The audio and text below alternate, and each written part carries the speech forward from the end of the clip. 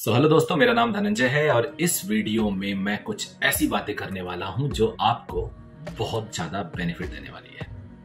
एक बार नहीं, लगभग पूरी लाइफ। तो मेरा सभी से रिक्वेस्ट होगा कि अगर आप अपना हार्ड अर्न मनी या अगर आप स्टूडेंट हैं तो अपने पेरेंट की हार्ड अर्न मनी या अपनी सेविंग अर्ली एज में है, तो जो पैसे आप लगाना चाहते हैं वो ग्रो करे, मल्टीपल फोल्ड हो, तो प्लीज इस वीडियो को आखिरी तक देखिएगा। Even if you know the concept, fundamental, technical, then also आपको देखना चाहिए, कुछ तो आपको मिलेगा जो आपको पूरी लाइफ काम आएगा।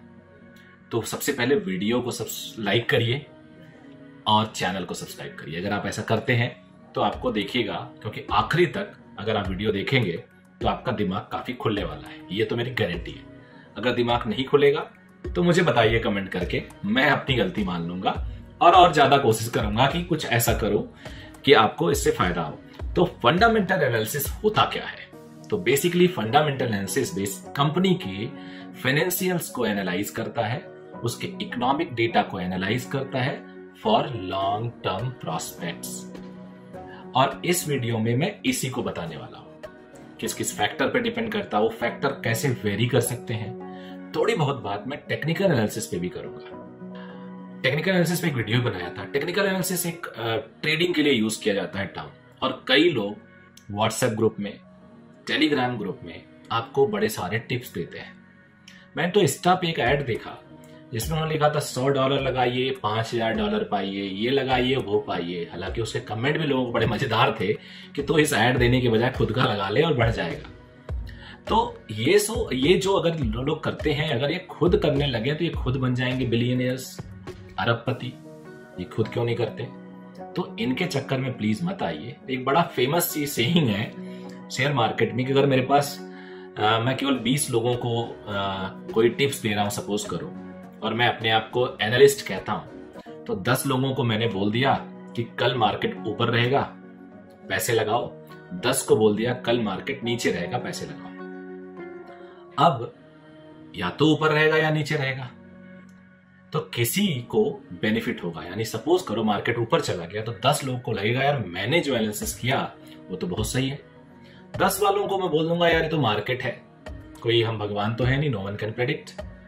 तो इन 10 लोगों को जिनको आपने बोला कि मार्केट ऊपर रहेगा और मार्केट ऊपर आ गया, वो आपके फैन होने लगेंगे। उसमें से भी 5 लोगों को आप बोलो कि उसके कल यानी अगले दिन मार्केट फिर ऊपर जाएगा, 5 लोगों को बोलो नीचे जाएगा। अब दोनों में से कोई एक ही होगा। कई लोग सोच रहे होंगे बीच में भी होता है, ठीक है, थोड़ा डाउन जाता है कुछ स्टॉक्स। अब जिनको आपने बोला होगा कि मार्केट ऊपर जाएगा और सही में ऊपर आ गया, वो तो आपके बड़े फैन हो गए कि दो आपने कॉल दी, दोनों सही निकला। तो इन्हीं स्पेकुलेशन पे इनका धंधा चलता है। याद रखिएगा, ये छोटी चीजें जो आप मेरे से सुन रहे हो बहुत बड़े कीमत की है।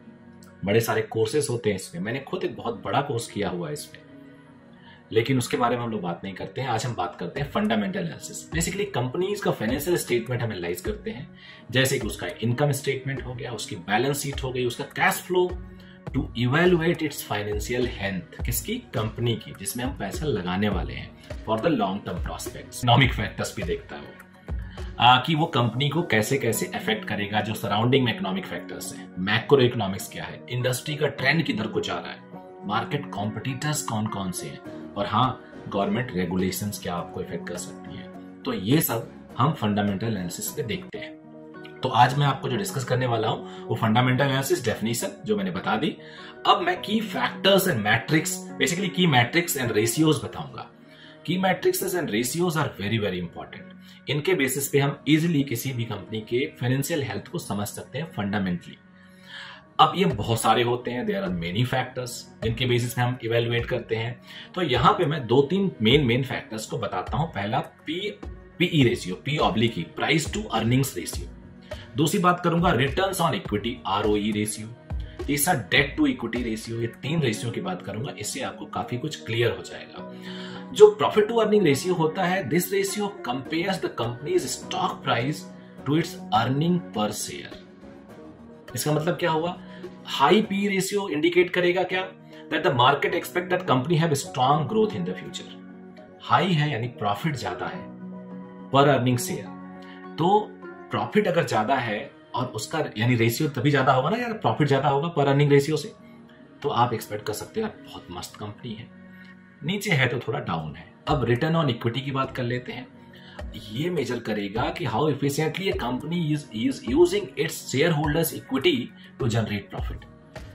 यानी रिटर्न ऑन इक्विटी का मतलब हुआ कि कैसे कंपनी का जो मैनेजमेंट है, उसका सीएफओ है, उसका सीईओ है, ये शेयर होल्डर्स के पैसे को यूज करके कैसे उस पर रिटर्न दे रहे हैं, रिटर्न कमा के दे रहे हैं। बेसिकली जब आपने कहीं पैसा लगाया तो वो कंपनी की रिस्पॉन्सिबिलिटी हो जाती है रिटर्न जनरेट करके आपको दे।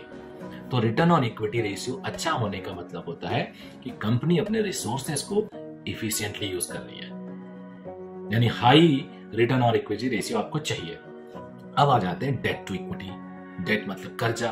दिस रेशियो यहाँ पे this ratio compares a company's debt to its shareholders equity, यानी कंपनी का डेट कितना है compare to shareholders equity. अब क्या होगा, हाई डेट इक्विटी रेशियो का मतलब हुआ कि कंपनी हैवीली ऑन डेट है, डेट फाइनेंसिंग में, कर्जे में डूबी हुई है, वो बाद में कंपनी को फाइनेंशियल रिस्क को बढ़ाती है। यानी high debt to equity ratio खतरनाक है, कम डेट टू इक्विटी रेशियो सही है। बट कई और फैक्टर्स होते हैं एकाएक, इस पे केवल एक फैक्टर नहीं है जिसपे आपको कंक्लूजन लेना चाहिए। हो सकता है वो एकाएक कोई नया प्रोजेक्ट शुरू ही करने वाला हो और उसका एक कोई नया वर्टिकल हो और उसने बहुत अच्छा काम किया, कोई नया प्रोजेक्ट कहीं पे लॉन्च कर रहा हो, तो ऐसा कुछ फैक्टर आप देख सकते हो। लेकिन हाँ, डेट टू इक्विटी रेशियो कम होना ज्यादा अच्छा माना जाता है। इसके बाद मैं बात करने वाला हूं क्वालिटेटिव फैक्टर्स। क्वालिटेटिव फैक्टर्स क्या है? बेसिकली इन दोनों जो अभी की मैट्रिसेस एंड रेशियो और फंडामेंटल एनालिसिस की बात की है, इसके साथ साथ हमें कुछ क्वालिटेटिव फैक्टर्स भी देखने चाहिए कि इंडस्ट्री ट्रेंड्स क्या है, कॉम्पिटिटर्स ट्रेंड क्या है, कॉम्पिटिटर्स लैंडस्केप क्या है, कॉम्पिटिटिव मार्केट में कितना आप कहाँ पे प्लेस है। ये सारी चीजें आपको देखना होगा। इंडस्ट्री ग्रो कर रही है या नहीं ग्रो कर रही। फॉर एग्जांपल मैं आपको बताता हूँ, रिन्यूएबल एनर्जी आजकल काफी ग्रो कर रही है, गवर्नमेंट सपोर्ट कर रही है। सोलर प्लांट हो गया, ईवी हो गया, इलेक्ट्रॉनिक व्हीकल्स हो गए, इनको गवर्नमेंट सब्सिडी दे रही है। कोल से बनने वाली चीजें जो पावर जिसमें कार्बन जनरेशन होता है, उसको कंपनी या गवर्नमेंट उसको डिमोटिवेट कर रही है। तो आपको ये देखना होगा अगले 5 साल 10 साल बाद किस इंडस्ट्री का ट्रेंड आने वाला है। जैसे ब्लॉकचेन एप्लीकेशन है, गवर्नमेंट बहुत ध्यान दे रही है। अब यहाँ पे डिजिटल करेंसी इंडिया पे लॉन्च हो गई है। क्रिप्टो तो हमने नहीं अलाउ किया, बट डिजिटल करेंसी लॉन्च कर दी है। तो इससे रिलेटेड टेक्नोलॉजी की आगे जरूरत पड़ेगी। इलेक्ट्रॉनिक व्हीकल जरूरत पड़ेगी, रिन्यूएबल एनर्जी यानी ग्रीन एनर्जी जरूरत पड़ेगी। तो आपको देखना पड़ेगा कौन सा सेक्टर। हाँ, एफएमसीजी है जिसको जो कभी एंड नहीं हो सकता, बट कंपटीशन बढ़ रहा है उसमें भी। तो आपको इंडस्ट्री ट्रेंड देखना होगा। फिर देखना होगा कॉम्पिटिटर्स कैसा कर रहे हैं। अब आपके कॉम्पिटिटर्स बहुत तगड़ा परफॉर्म कर रहे हैं और आप 2-3 साल से डिक्लाइन हो या स्टैग्नेट हो, कोई नया प्रोडक्ट लॉन्च नहीं कर रहे हो, तो वहां पे भी आपको दिक्कत हो सकती है। तो ये सारी चीजें किस में आती है? क्वालिटेटिव फोर्सेस में आती है, फैक्टर्स में आती है। अब क्वालिटेटिव फैक्टर्स में एक और चीज आती है, मैनेजमेंट टीम। मैनेजमेंट टीम जो आपका जो कोर स्ट्रेंथ होता है किसी भी कंपनी का, वो ब्रेन होता है। तो who is the person behind that company या ग्रुप बिहाइंड द कंपनी। इन लोग का पास ट्रैक कैसा है, इनके आने से कंपनी ग्रो की, इनके आने से कंपनी डाउन जा रही है, ये फैक्टर भी बड़े काम का होता है। तो मुझे लगता है कि यहाँ भी आपको कंसीडर करना चाहिए इस फैक्टर को भी जानने के लिए।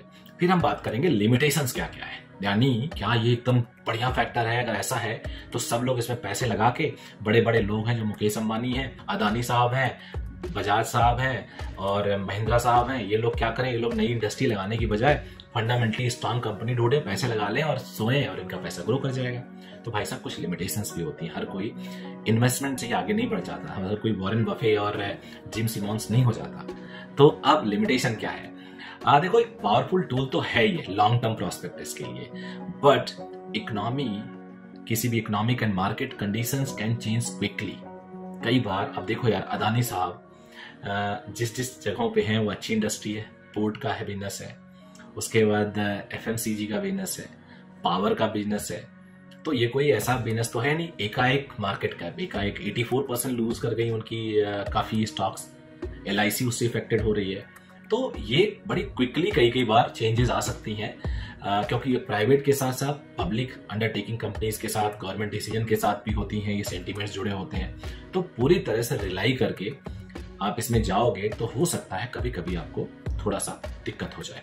अब मैं इसकी कंक्लूजन पे बात करता हूँ। अब ये जो फंडामेंटल एनालिसिस है, ये कंपनी के फाइनेंशियल और इकोनॉमिक डेटा को एनालाइज करता है लॉन्ग टर्म प्रोस्पेक्टस में। बट कई बार आप ने एक लॉन्ग टर्म इन्वेस्टमेंट की और आपका कंपनी बहुत अच्छा ग्रो कर रहा है, बट उस टाइम और आपका होराइजन है 10 साल बाद आपको पैसे चाहिए, 15 साल बाद आपको पैसे चाहिए, और उस 1-2 साल में बहुत क्राइसिस आ गया, कोविड जैसे आया था, अदानी में है तो मान लो अदानी का हिंडनबर्ग वाला सिचुएशन आ गया, इस तरह से कुछ अगर आ जाए तो उसी साल पैसा अगर डाउन हो गया तो आप परेशान हो जाएंगे। तो इसकी लिमिटेशंस क्या है कि हम लोग क्या देखते हैं, industry trends, competitive landscape, management team, powerful tool तो है, लेकिन मुझे लगता है कि यहाँ पे कुछ चीजें कि मैनेजमेंट बदल गया, कंपनी में का एक पता चला कि जो प्रमोटर थे उनको कुछ हो गया, उल्टा सीधा ऊपर ना करे बट वो डेथ हो गई उनकी, तो एक डाउन हो गया सब कुछ। तो यहाँ पे आपको कई फैक्टर देखना होगा। डिस्क्लेमर ये है, मैंने किसी का नाम तो नहीं लिया और अदानी का भी नाम लिया था, रियली सॉरी अगर इसमें कुछ मेरी तरफ से हर्ट हुआ हो, मैं खुद उसमें इन्वेस्ट किया हूँ तो मैं लॉस में हूँ, अभी स्टॉक से बाहर भी नहीं निकला हूँ। हाँ, लेकिन इस पूरे वीडियो को आप किसी ग्रुप में भेज दीजिए जिसमें इस तरह के यंग लोग हों जो लंबा इन्वेस्टमेंट चाहते हैं, कोई एजुकेशन देना चाह रहा हो इन्वेस्टमेंट का, उसमें भेज दीजिए।